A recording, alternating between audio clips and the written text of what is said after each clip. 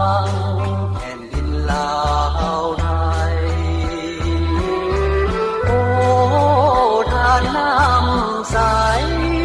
เหมือนน้ำใจพวงสนสองฝั่งเสื่อมความรักความหวังของสองฝั่งเป็นทานน้ำใจ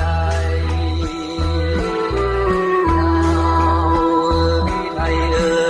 ยก่อนเราเคยพึ่งพาอาศัยเสียงแคนฟังได้ปากเฝ้าเข้าใจเลื่อมใสไมตรีคนละฝั่ง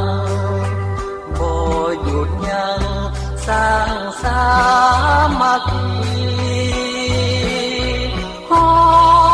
ยวันหมื่นปีเพิ่มทวีไมตรีสามพันอย่าให้มามองหมดหัวใจคนที่เคยหากันอยู่ใกล้เคียงกันช่วยเหลือกันเถิดเผ่าลาวไทย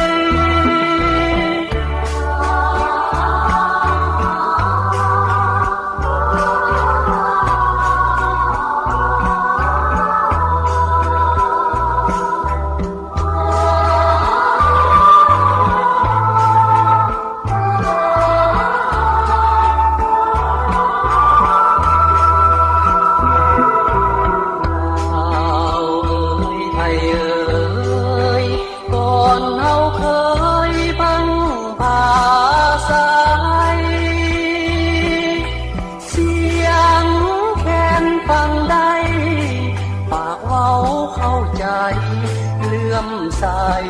ไมตรีคนละฝั่งบ่หยุดยั้งสร้างสามัคคีห้อ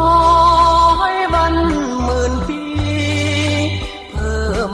ทวีไมตรีสามพัน